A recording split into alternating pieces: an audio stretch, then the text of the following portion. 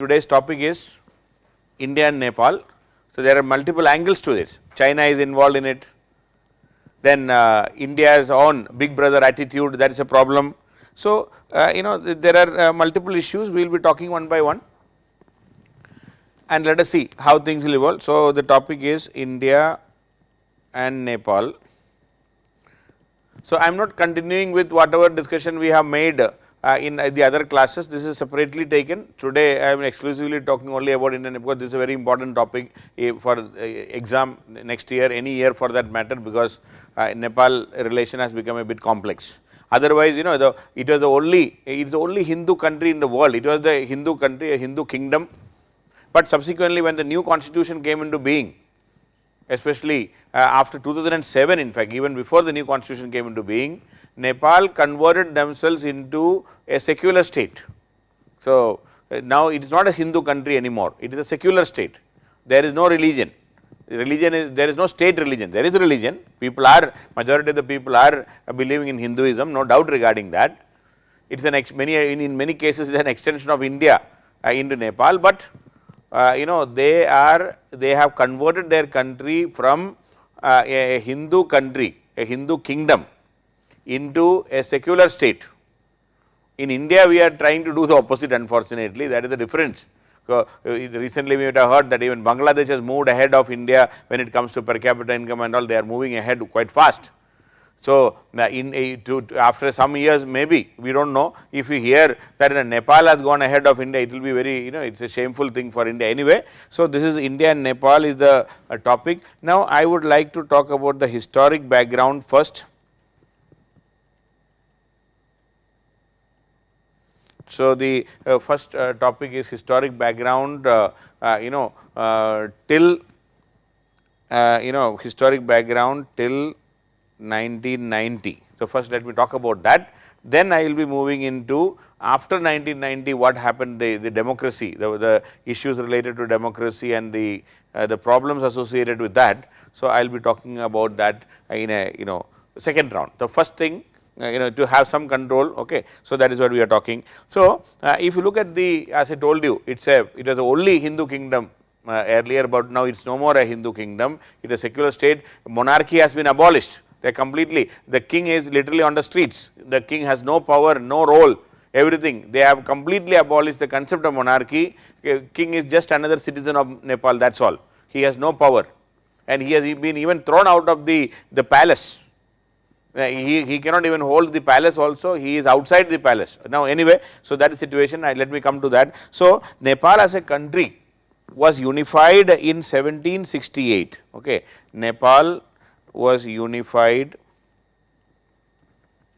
in 1768, okay, 1768, and it was done by a king called Prithvi Narayan Shah.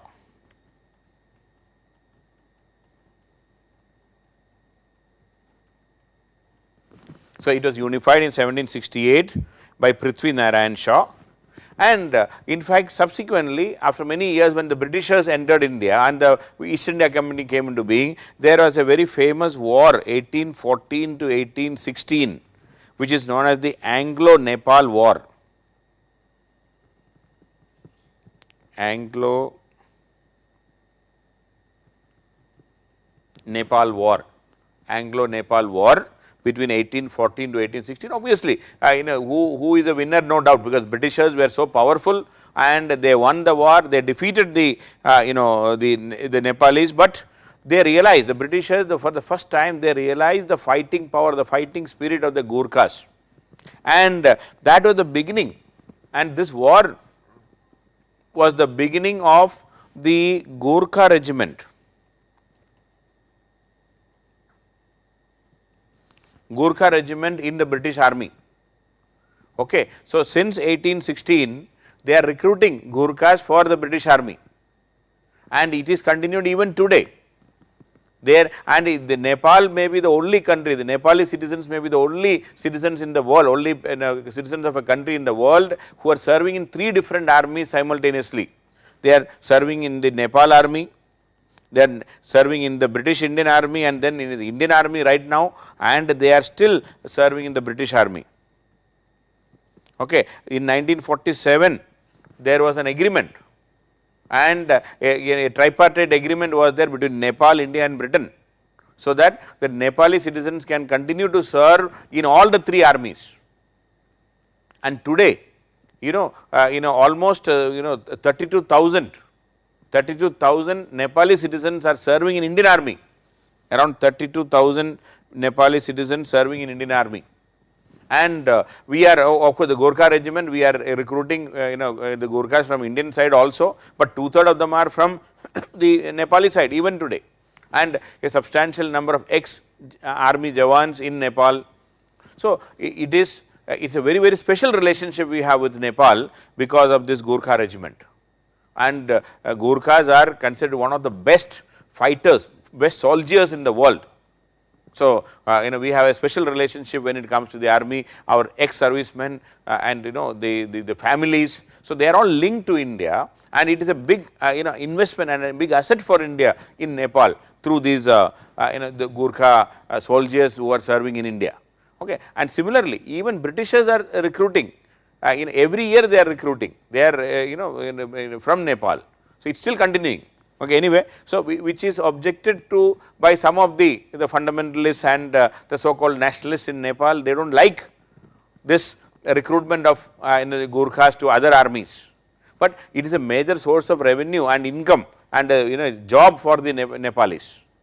You cannot ignore it outrightly, because if 32,000 are serving jawans in India, similarly the ex servicemen, their pension, everything, if you look, it is a huge money flow into Nepal through either salary or through pension, which is a big thing for the Nepali citizens, no doubt regarding this. So, anyway, so that is how it was there, and the Gorkha regiment was started, and subsequently the subsidiary alliance after the war 1816, 1814 to 16, subsequently the subsidiary alliance, and Nepal and Britain has or British India had a separate relationship.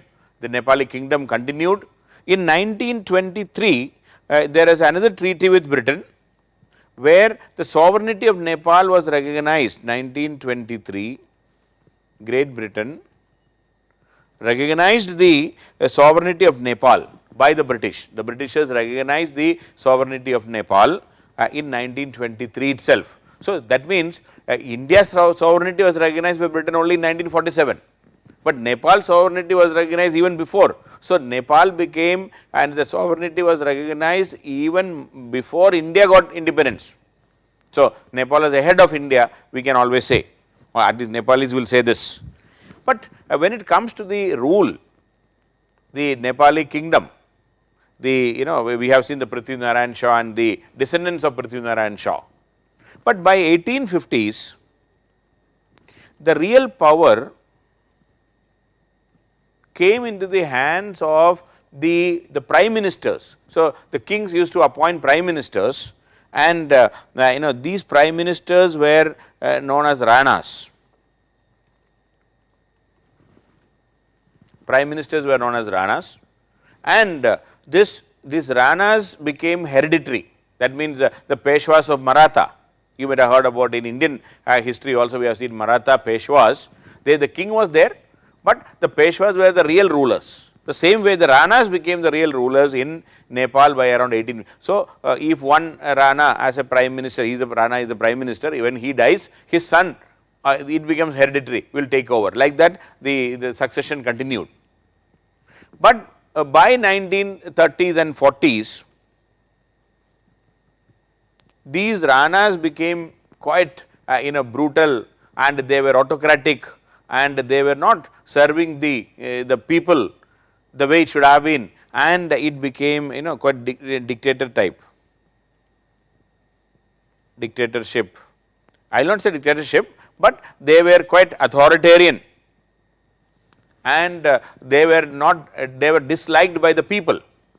And meantime, when the Indian National Congress in India became very powerful, or rather the freedom movement started growing, the Nepali Congress as a Indian National Congress, like in all the kingdoms at that time, the Pradesh Congress committees were created. or they created even within the kingdoms or within those princely states, the the branches of Indian National Congress were created. So, in that way even Nepali Congress was created. Nepali Congress is a political party in Nepal even today, which is an offshoot of Indian National Congress. The freedom struggle which we are having, similarly in the kingdom they had their own branch and they are continuing even today. So, they by 1940s, because of the inspiration by people like Jawaharlal Nehru, they also started a movement against the Ranas, because the real power is in the hands of the Ranas and they were not democratic, they were autocratic. So, this Nepali Congress, NC Nepali Congress, started a movement against the autocratic behavior, autocracy of these Ranas, and ultimately this resulted in the throwing out of the Ranas by 1951. In 1951, the Ranas were thrown out and the Nepali Congress along with, and the king also, the king was there, the only namesake king was there at that time. The king was given the actual power. So, the king got power, the real power in 1951. He got back the power in 1951 and at that time the king was King Tribhuvan. The King Tribhuvan got absolute power, and since Nepali Congress participated the people's movement, through the people's movement they got power. So, naturally the king was willing to, and because of the influence of the Indian National Congress also, some role for the people also. It is not a democracy and all, but the king is still there, and this is the time when the king was quite the King Tribhuvan, he was definitely he was quite I will say obliged, or rather he was grateful to the role played by India and the Indian National Congress in getting him the power. That is why many people, at least some critics of Jawaharlal Nehru, say that at that time the king even offered to join Nepal, to join Indian Union. That is what it is being said. We do not know the truth, we do not know the allegation, or rather the stories which are being told even by RSS and all, is that King Tribhuvan offered to join Indian Union at that time, it seems, and Nehru did not agree, because there was an unwritten understanding with China already that we will keep this Nepal, Bhutan and the Sikkim will be a buffer state in between, we will not be coming face to face. We were also not very clear with the intentions of China at that time, and Nehru refused. That is what the story, we do not know the actual truth behind this, but definitely India was not keen. We are very clear, even if Nepal offered, India definitely would not have been very keen to merge Nepal into India as a state, because we knew that we will be facing China face to face, because Nepal between India and Nepal almost 1800 kilometers of border we have. So, that much border will be exposed with China. So, at that time we were not in a position to think about that, because we were not clear about the intentions of the Chinese Communist Party, which captured power in 1949. Anyway, so King Tribhuvan, he was quite loyal to India also, he was very friendly to India, because we helped him to get back the power. That was the situation in 1951. But subsequently, when in 1955 King Tribhuvan died, 1955 Tribhuvan died, and his son and King Mahendra came to power. 1955 King Mahendra. Mahendra was not very friendly to India, because he may not be knowing much about what has happened before. That is how when a new generation comes, they have no respect for the previous history and all. The same thing might have happened here. Mahendra was not very interested in India. He was, we can say, he was anti-India to some extent, anti-India. And the King Mahendra, Tribhuvan wanted to have some democracy, we had to extend the democracy, and because of his plan of earlier in 1959, some sort of a multi-party system was adopted. A multi-party system was adopted, but in 1960 King Mahendra withdrew all those facilities and he abolished all multi-party system because he wanted to capture maximum power. 1960, Mahendra abolished this multi-party system and he wanted to have absolute power, and he was quite anti-India also, as I already told you. He was not very keen to have good relations with India. He introduced some sort of a panchayat system, panchayat, to aid and advise the king, but it was a toothless, meaningless, we can say, and his rule continued and he was not very friendly with India during that time. Then came in 1972 when this king Mahendra died, his son Birendra, 1972, Birendra became the king. He was quite young, we can say he was quite neutral, he was not anti-India, he was not pro-India, we can say, and he was having absolute power. But during his time, our relationship, especially during 1980s when the Rajiv Gandhi was the Prime Minister of India, our relationship deteriorated a bit. There are some disputes between India and Nepal at that time also. And meantime, his rule, his absolute rule, the king is ruling everything. The Nepali Congress is still there. They had the history of the freedom struggle and all. So they continued their struggle against the the authoritarian rule of the king. Now they are fighting against the king for some bringing in some democracy. And finally, by 1990, because of the people's movement, the king agreed to step down. The king agreed to step down, and the king agreed to introduce constitutional monarchy, like in Britain.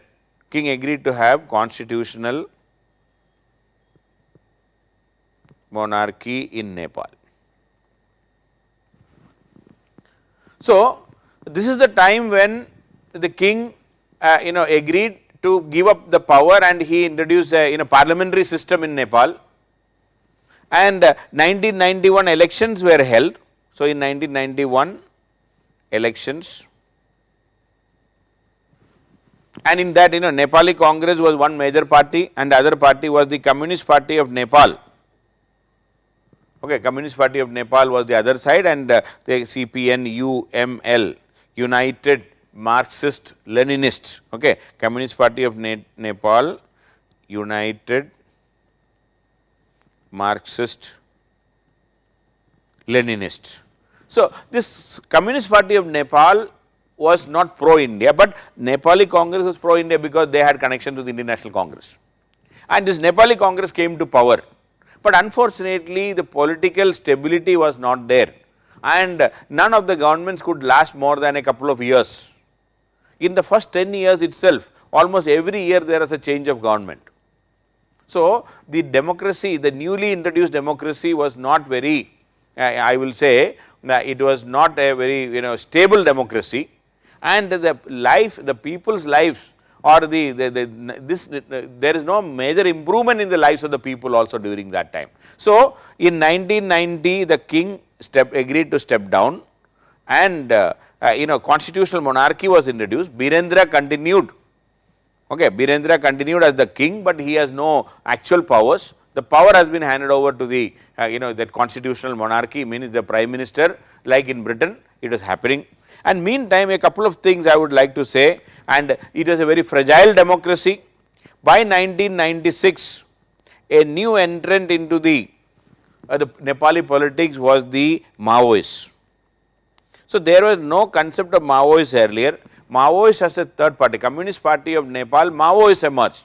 They are saying the followers of Mao, Mao Zedong, the Chinese leader, even though they have no connection with China, they said that the origin, and they wanted to establish a revolutionary, government in Nepal, and they wanted to add through an armed struggle, revolutionary government in Nepal through armed struggle. They wanted to topple the existing system, they wanted to remove the king, they wanted to abolish monarchy, they want to remove even the whatever democratic setup they have. So this Maoist started having armed attack, or they became an armed group and they started attacking, or rather they managed funds, and they had great support from the poor people in the villages, the poor from remote villages.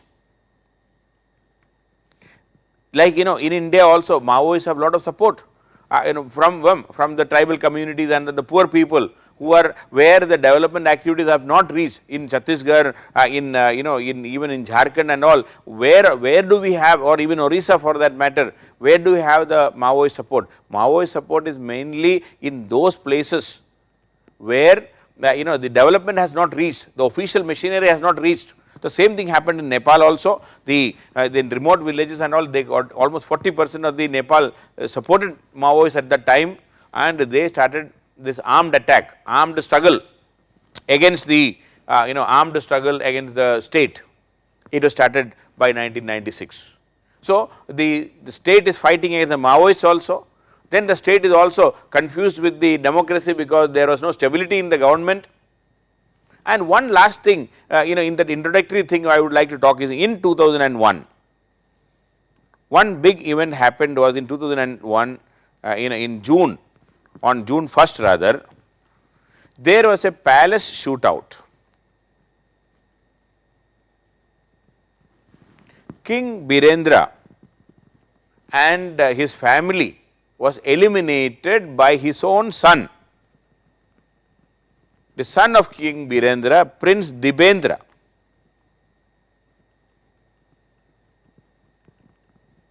Okay, Prince Dibendra. I mean, too many Indras are moving around, so be careful. Prince Dibendra, the son of this Birendra. He came to, one fine evening, that is 1st of June evening, when the king and the whole family was in the drawing room, it seems. He came in a highly intoxicated state. He was drunk and he was not in his senses. He came with an AK-47, and the problem was that he was in love with a female and the family was not agreeing for his marriage. But why the family was not agreeing? Because he was in love with a female belonging to the Rana family, Ranas. He is a descendant of a Rana. Rana, we know the prime ministers who captured power and they were ruling Nepal till 1950, early 1950, 51. So the king was totally against this kind of a marriage, it seems. So whatever it is, Dibendra was in an intoxicated stage. He opened fire and he killed the king, the wife, his mother, his sister, all of them died. But in the same room, the king's the younger brother, and the younger brother was Gyanendra, the king's brother, younger brother. That means the please don't confuse Birendra's brother. See, now I am just clearing it. Birendra, the king, and Birendra has his son, this Dibendra.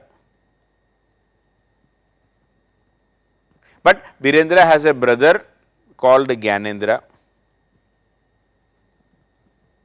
Gyanendra's wife and his children, they were also there in that same room. Gyanendra was not there. Gyanendra was out from the city. So this Dibendra opened fire against everybody.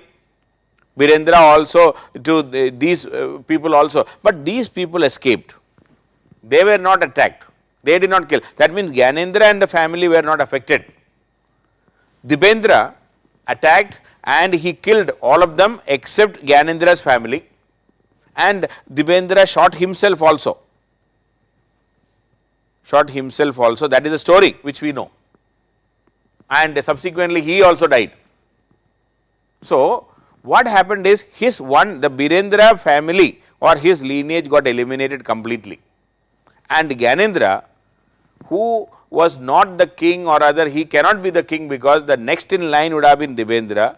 Now because Birendra's whole family got eliminated, Gyanendra became the king. This is the story which we know, but many people, including most of the people of Nepal, are not agreeing and believing this story. They believe that this Gyanendra managed this kind of a shootout, and he wanted to kill Birendra and the whole family so that he can become the king. So, we do not know the actual story, there is nobody will come, only Gyanendra can tell, because if he has masterminded it, but this is the belief people have.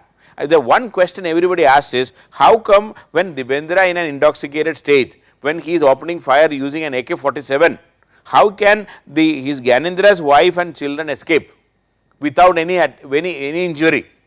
That is the doubt, that is the doubt about the whole story. Anyway, whatever it is, so this King Birendra's life ended, and in 2001 June, King Gyanendra captured power because of this palace shootout.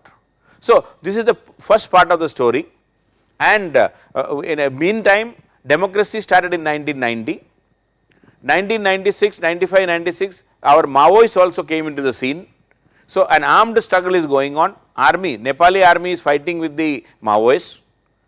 King, it was a constitutional monarchy, king was not having actual power, there was a prime minister and a parliament and going on, but there is no political stability in Nepal, and Nepal, as you know very well, it is one of the poorest countries in the world, more than 40% of the people are below poverty line, and remote, no infrastructure facility or minimum infrastructure facility, and people were not happy, and that is why Maoists could spread their wings very easily. So, that is how the first part of the story of the Nepal's history I would like to end. Now, from 2001 onwards, what happened till the constitution making and the present state. So, the next story is about from 2001, after King Gyanendra became, or the Gyanendra became the king, what happened, that I would like to take up as a second part of this discussion. Okay. So, that this is the initial history.